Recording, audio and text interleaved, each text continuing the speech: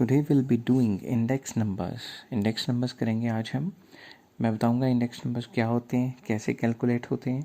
थोड़ा शुरू में थोड़ी थ्योरी डिस्कस करेंगे, और अगर आप थ्योरी में इंटरेस्टेड नहीं हैं जो शॉर्ट क्वेश्चंस में आ सकती है, तो आप 4 मिनट में स्किप करके 4 मिनट से यू कैन कंटिन्यू। तो what is index number? It is a specialized average which is used to compare one group of data with other group of data. Index number एक ऐसी average है जिसमें हम एक group of data को with respect to price या quantity दूसरे group of data से कंपेयर करते हैं। तो इसकी एक डेफिनेशन नीचे दी हुई है, आप उसको गो थ्रू कर सकते हैं। नेक्स्ट पेज पे इंपॉर्टेंस या uses of index number. Number 1 is to simplify complexities.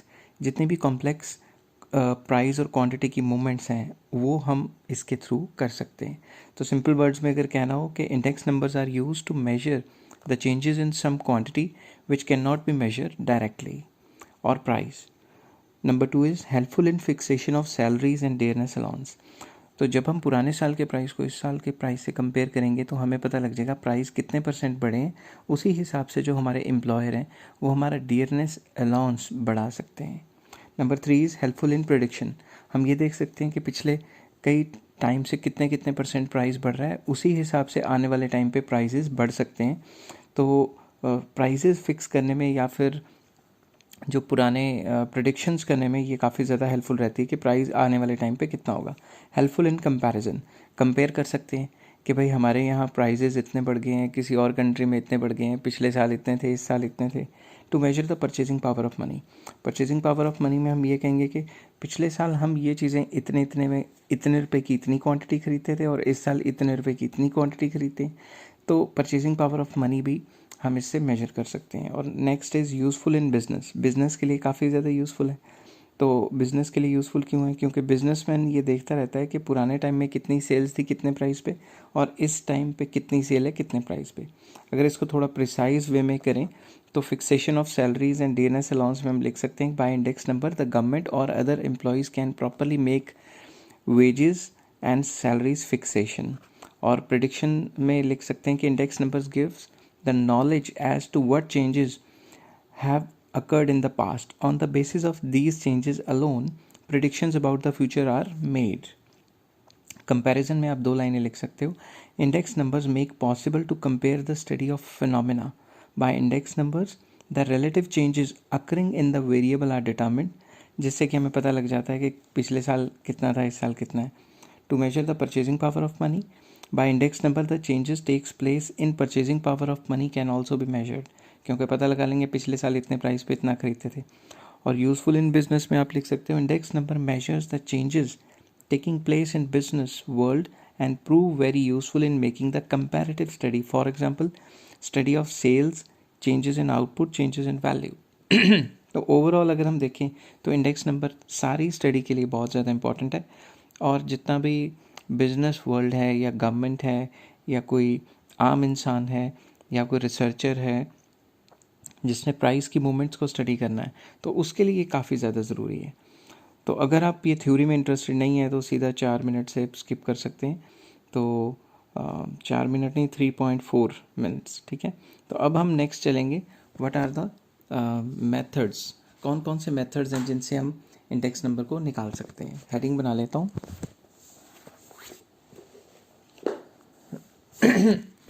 Methods to measure index number. कौन कौन से मेथड्स हैं जिसके थ्रू हम इंडेक्स नंबर को मेजर कर सकते हैं।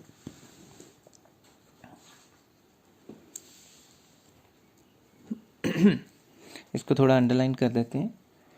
तो फर्स्ट मेथड जो मैं लिखने जा रहा हूँ वो है simple aggregative method. Simple aggregative method, इसको सिंपल एग्रीगेट मेथड भी कई बुक्स में लिखा हुआ है। सिंपल एग्रीगेटिव मेथड और simple aggregate method one and the same thing.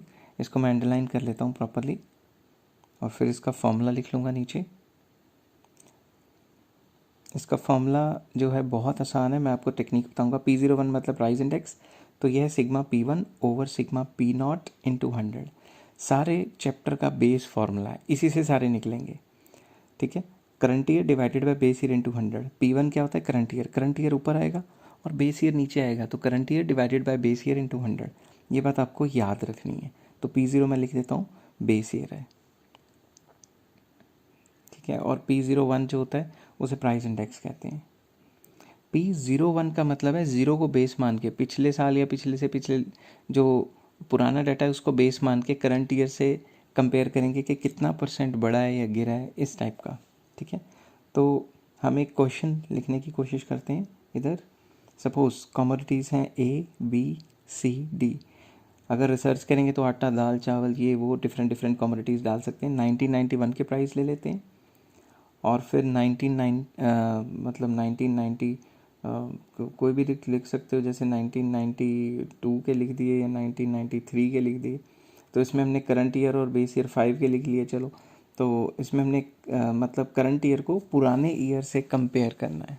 ठीक है, तो जो पुराना साल होता है, जो भी पुराना साल है उसको बेस ईयर कहेंगे, और जो लेटेस्ट दिया हुआ है उसको करंट ईयर करेंगे। अगर इसका टोटल करते हैं तो ये आ जाएगा sigma P0 that is 14, and दूसरा का करेंगे सिग्मा P1 दैट इज़ 21।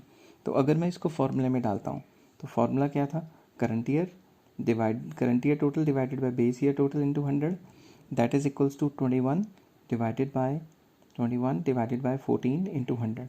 अब एक बात याद रखना, अगर आपका आंसर 100 से ज़्यादा आ रहा है, जितना 100 से ज़्यादा आ रहा है उतना % प्राइस बढ़ी है।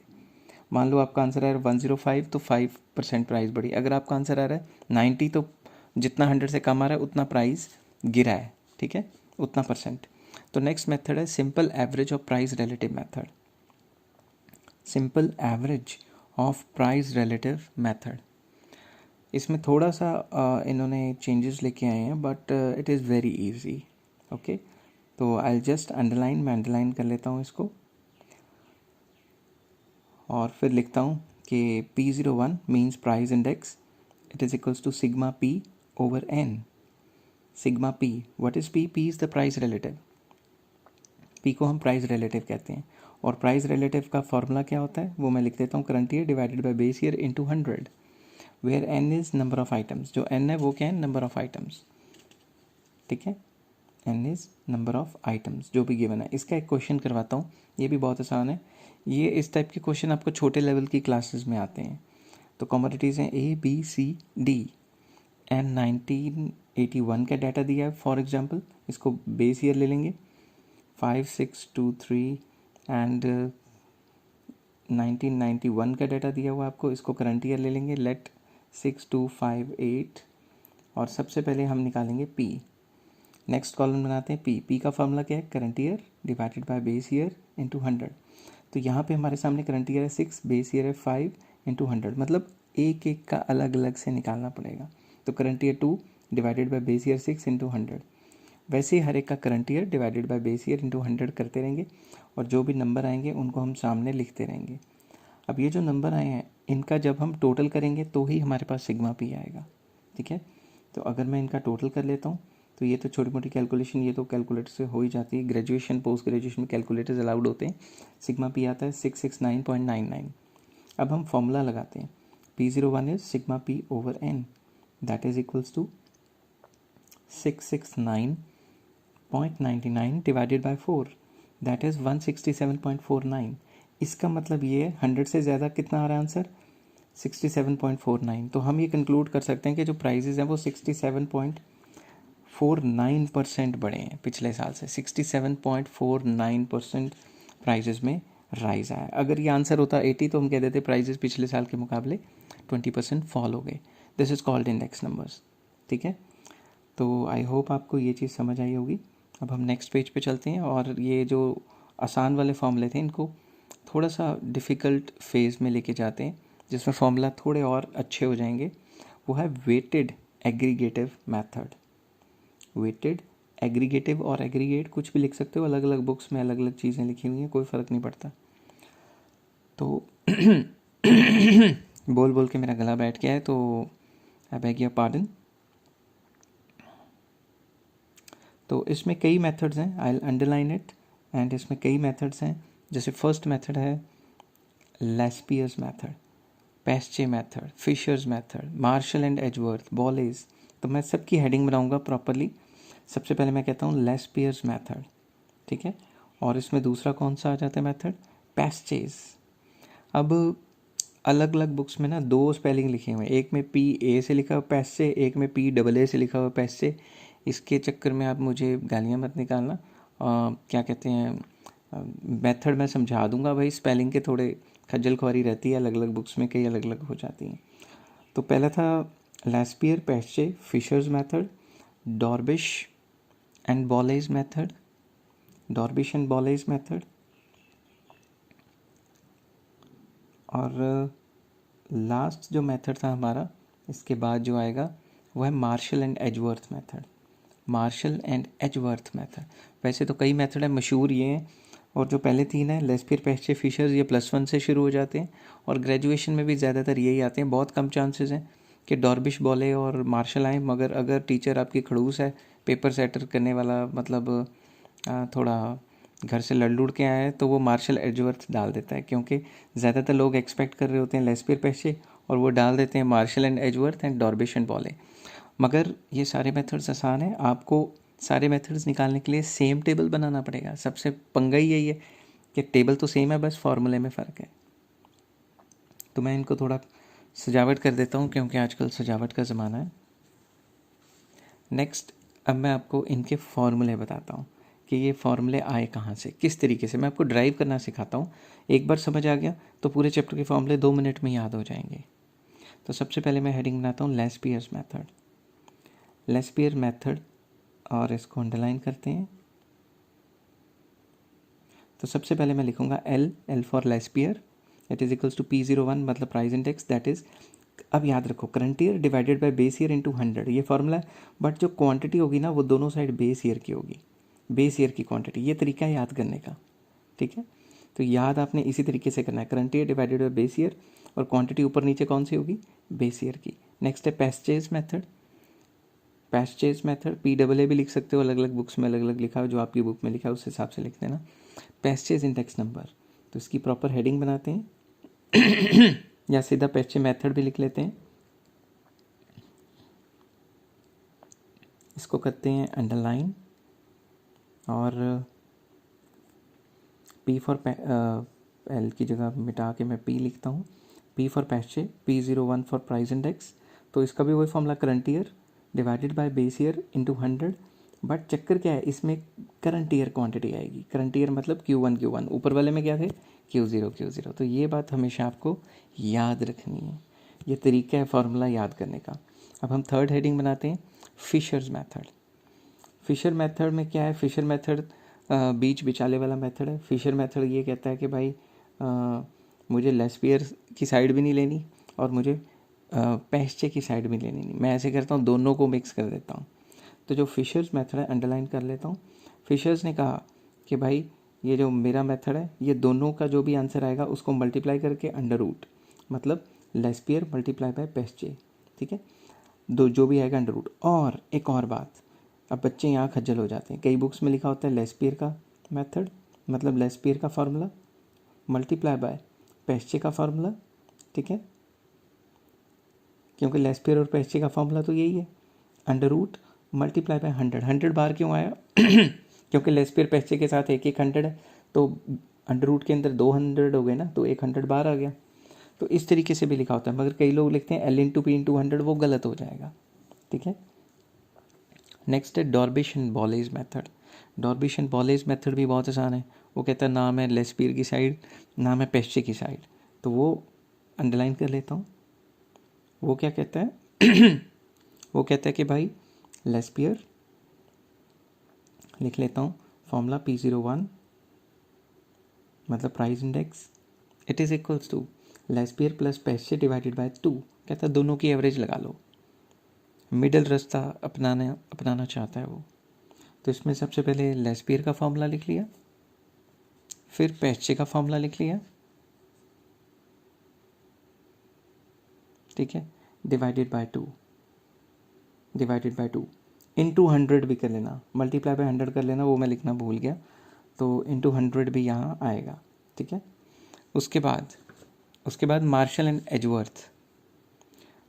नेक्स्ट है मार्शल एंड एजवर्थ, इसका भी फॉर्मूला बीच बिचा लीजिए, ये एक तरफ नहीं लगा, ना इसने करंट ईयर क्वांटिटी को फोकस कर पाया, ना ये बेस ईयर क्वांटिटी को फोकस कर पाया। तो इसका फॉर्मूला याद करने का एक तरीका बताता हूँ। तो इसमें हम क्या करेंगे कि सबसे पहले P01 मार्शल का जो इंडेक्स है वो है P01, that is equals to current year. Current year के साथ मतलब दोनों साल की quantity divided by base year multiply by दोनों साल की क्वांटिटी, ठीक है, मल्टीप्लाई बाय बेस ईयर मतलब P0 दोनों साल की क्वांटिटी इनटू 100। तो इन्होंने दोनों साल की क्वांटिटी ऐड कर दी, मार्शल और एजवर्थ ने, इनटू 100, ठीक है। यहाँ पे कौन सा चल रहा था, ठीक है, मल्टीप्लाई बाय 100, ठीक है। अब अगर मैं इसके फॉर्मूले को खोलूँ तो P1 Q0 से भी मल्टीप्लाई होगा प्लस P1 Q1 से भी मल्टीप्लाई होगा, होल ओवर P0 Q0 से भी मल्टीप्लाई होगा और P0 Q1 से भी मल्टीप्लाई होगा। तो इस तरीके से ये क्वेश्चन का फार्मूला बन जाएगा। मैंने आपको बताया कि किस तरीके से आपने फार्मूले निकालने, बहुत आसान है इसको याद करना, और ये लॉटरी चैप्टर है। And next is Kelly's method.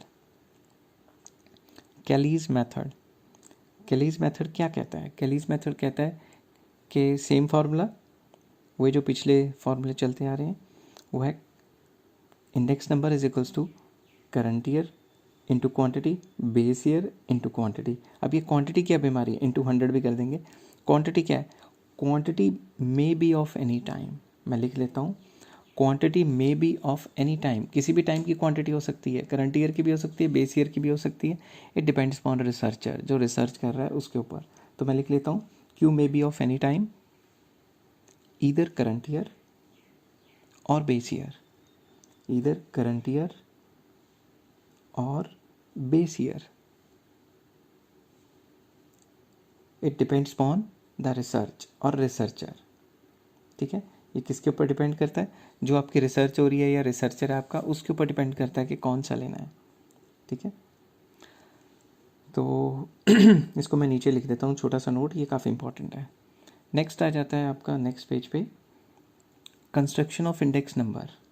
अब हम डिस्कस करेंगे नेक्स्ट पेज पे कि भाई ये क्वेश्चन कैसे आते हैं, किस तरीके से हम फॉर्मूले में पुट करके किस तरीके से हम इसका आंसर निकालेंगे, ठीक है। तो सबसे पहले construction of index number. Construction of index numbers या number from the following data, from the following data. अब क्वेश्चन लिख लेता हूँ एक आपके लिए। कमोडिटीज़ ABCD, इसमें आटा, तेल, चावल, पेट्रोल, शट्रोल, कुछ भी आ सकता है, वो डिपेंड करता है क्वेश्चन क्या है या रिसर्च किस पे हो रही है। तो सबसे पहले मैं कॉलम बनाता हूँ प्राइस, प्राइस लिख देता हूँ रेंडमली, फिर क्वांटिटी, क्वांटिटी भी लिख लेता हूँ रेंडमली। उसके बाद नेक्स्ट ईयर प्राइस, जिसको बेस ईयर प्राइस क्वांटिटी कहेंगे, इसको भी रेंडमली लिख लेता हूँ, ठीक है। और क्वांटिटी भी ऐसे ही लिख लेता हूँ, ठीक है। तो ये आपको पूरा का पूरा क्वेश्चन गिवन है, जिसमें 90 के प्राइस क्वांटिटी, 95 के प्राइस क्वांटिटी दोनों गिवन है। तो आपको इसको ऑल मेथड से निकाल के दिखाना है, ताकि मैं एक ही क्वेश्चन को सारे मेथड से कर दूंगा तो आपको कॉन्सेप्ट्स क्लियर हो जाएंगे।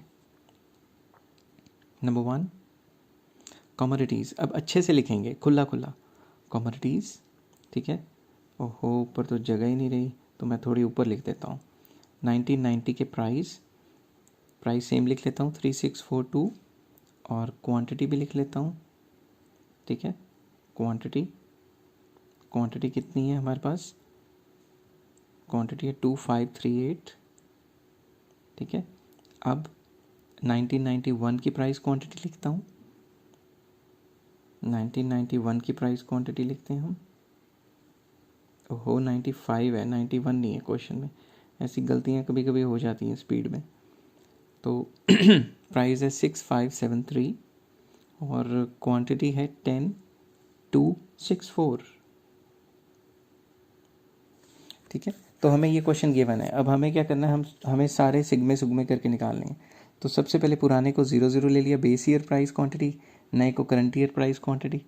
तो नेक्स्ट हम लिखेंगे P0 Q0, मतलब P0 को Q0 से मल्टीप्लाई करना है। तो ये कितना आया 3 2 ज़ा 6, नेक्स्ट 30, 12, 16, टोटल करेंगे इसका P0 Q0, ये आ गया 64।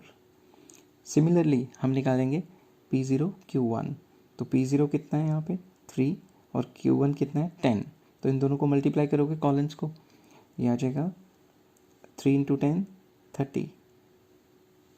इसको रब कर देता हूँ, ओहो ये भी रब हो गया, दोबारा लिख लेते हैं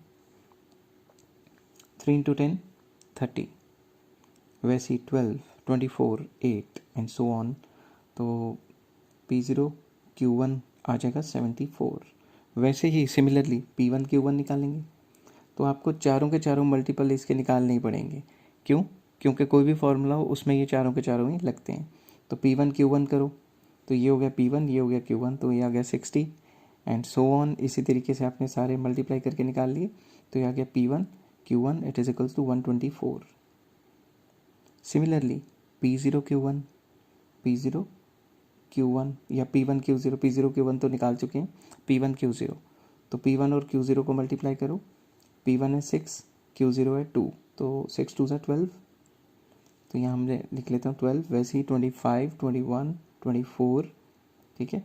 और इसका टोटल जब करूँगा तो हो जाएगा सिग्मा P1 Q0 82, ठीक है। तो इसी तरीके से हम इन चार वैल्यूज़ को निकाल लेंगे और इनको फॉर्मूले में पुट कर देंगे। अब नेक्स्ट पेज पे हम जाएंगे और इन सब की वैल्यूज़ को फॉर्मूले में पुट करने की कोशिश करेंगे, ठीक है। तो अब हम क्या करते हैं, नेक्स्ट पेज पे चलते हैं, पहले इसको अंडरलाइन वगैरह कर लेते हैं।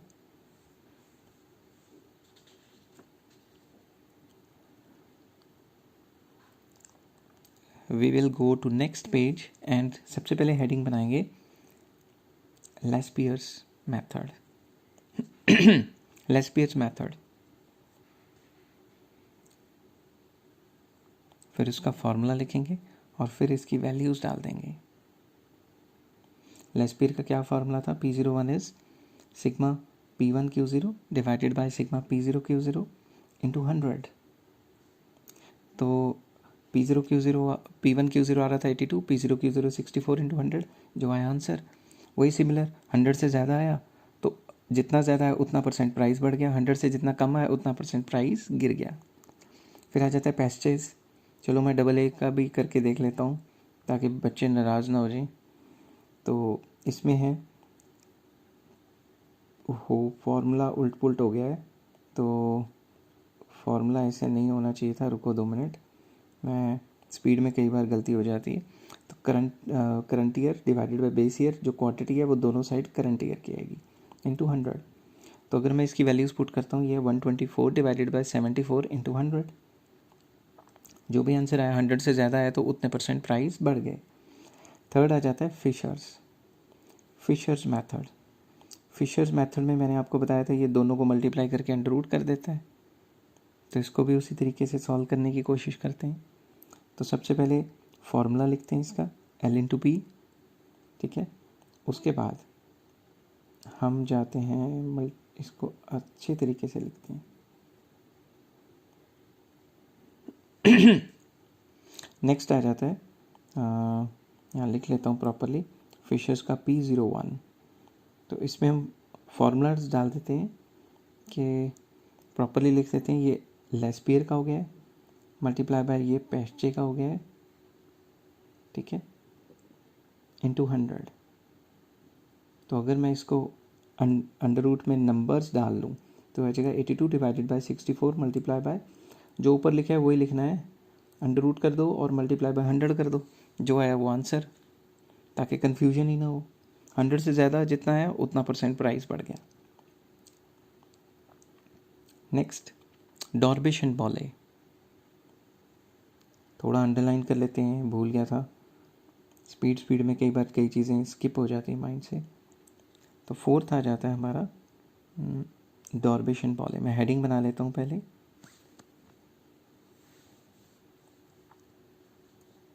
डॉर्बिश and Bowley method. Proper heading बना लेता हूँ। इसके बाद मैंने अभी Marshall and Edgeworth and Kelly's method भी करनी है। तो सबसे पहले डॉर्बिश एंड बॉले का फॉर्मूला लिखते हैं, P01 is equals to Laspeyres plus Paasche divided by 2। अब इसका प्रॉपर फार्मूला लिखते हैं। लेस पेयर का क्या था, P1Q0 divided by P0Q0 plus P1Q1 divided by P0Q1 whole over 2 into 100। मैं ऐसे करता हूँ, पीछे जाके भी ना फार्मूला चेंज कर देता हूँ। वहाँ मैं 100 लिखना भूल गया था। ये ना हो कि आप मुझे बाद में लानतें बरसाते रहो कि आता नहीं कुछ, ये है वो है। तो मैं पीछे जाके भी वो इंटू 100 लिख ही देता हूँ।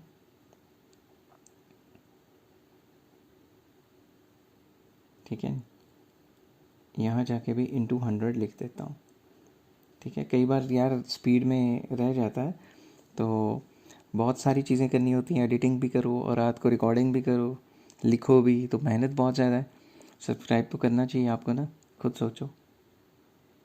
इतना भी मतलब फ्री राइटर ना बनो। सब्सक्राइब करने में कौन से कोई उंगली घिस जाएगी या फिर बटन दबा का दबा रह जाएगा, ऐसा कुछ नहीं होगा। लाइक और सब्सक्राइब फ्री का माल है, कर दिया करो। तो इसके बाद इनकी वैल्यूज़ डालेंगे, वही जो पीछे निकाली थी टेबल में वही डाल देते हैं।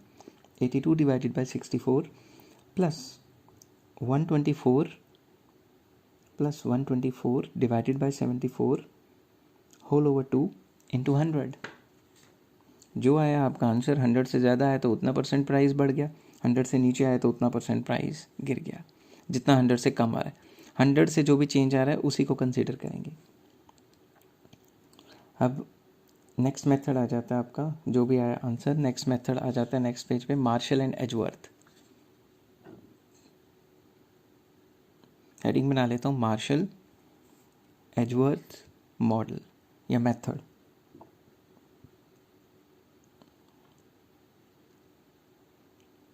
तो इसकी हेडिंग बना लेता हूँ प्रॉपर। हेडिंग बना के सबसे पहले आपने फार्मूला लिखना है, क्योंकि फार्मूला आपको याद होना चाहिए। तो फार्मूला जितनी बार लिखोगे उतना ही दिमाग में फंस जाएगा। तो इसका फार्मूला क्या था, करंट ईयर दोनों साल की क्वांटिटी ऐड की डिवाइडेड बाय बेस ईयर दोनों साल की क्वांटिटी ऐड की, ठीक है, इंटू 100। अब इसको जब हम थोड़ा एलैबोरेट करते थे तो P1 को Q0 से भी मल्टीप्लाई करते हैं, P1 को Q1 से भी मल्टीप्लाई करते हैं। सिमिलरली P0 को Q0 से भी मल्टीप्लाई करते हैं, P0 को Q1 से भी मल्टीप्लाई करते हैं इंटू 100। अब ये चारों के चारों तो सिग्मे हमने निकाल के रखे हैं, बस वैल्यू पुट करनी है। इट मीन्स कोई भी क्वेश्चन आ जाए, आपको वो चारों के चारों का आपस में क्रॉस मल्टीप्लाई करके जो सिग्मे बनते हैं वो तो निकालने ही पड़ेंगे। ठीक है, तो इसलिए वो दिमाग में रखना। Next is sixth Kelly's method. इसके आने के चांसेस बहुत कम है, क्योंकि ना ये इधर का मेथड है ना ये उधर का मेथड है, बीच बिचाले ये लटका हुआ है। ठीक है, क्योंकि इसने कुछ क्लैरिटी नहीं दी, तो मैं अंडरलाइन करके इसका प्रॉपर फार्मूला लिखता हूँ पहले। P01 it is equals to P01 it is equals to sigma P1Q divided by P0Q। अब ये जो Q है ये वही करंट ईयर भी हो सकता है, बेस ईयर भी हो सकता है, कुछ भी हो सकता है। तो इसको मैं करंट ईयर से भी मतलब सॉल्व कर देता हूँ, बेस ईयर से भी सॉल्व कर देता हूँ। मगर ये ऑल फॉल का मेथड है, ना इसमें करंट ईयर बताया होता है ना ये बेस ईयर बताया होता है। ये कह देते हैं जो भी रिसर्चर को सूटेबल होगा उससे कर लो। तो मैं इन केस ऑफ अगर Q1 करता हूँ तो सिग्मा P1Q1 की वैल्यू आती थी, ये मैं लिख लेता हूँ। सिग्मा P1Q1 के हिसाब से चलता हूँ, P1Q1 डिवाइडेड बाय P0Q1 चलता हूँ, तो ये आ जाता है 124 डिवाइडेड बाय 74 इंटू 100। तो ये वाला फार्मूला पास्चे का नहीं हो गया, तो ये वाला फार्मूला जो है पेस्चे के बराबर आंसर देगा, क्योंकि फार्मूला ही वही है, Paasche's method. Next, in case of base year, अगर मैं बेस ईयर लेके चलूँ दोनों क्यू की जगह तो वो लेस्पियर मेथड दे देगा। तो ना ये इधर का ना ये उधर का। ठीक है, तो ये कह रहा है बेस ईयर ले लो दोनों तरफ इंटू 100। तो इस केस में जो ये आंसर देगा 82 डिवाइडेड बाय 64 इंटू 100, तो जो भी आंसर देगा वो देगा लेस्पियर का। ठीक है, तो आई होप आपको मैं काफ़ी कुछ समझा चुका हूँ इस मेथड में। नेक्स्ट वीडियो मैं अपलोड करूँगा जिसमें इनडायरेक्ट क्वेश्चन की क्वांटिटी इंडेक्स वगैरह होंगे, तो आप उसकी वेट कीजिए और कम से कम सब्सक्राइब तो कर दीजिए। ठीक है, तो thank you, take care, have a nice day. ठीक है।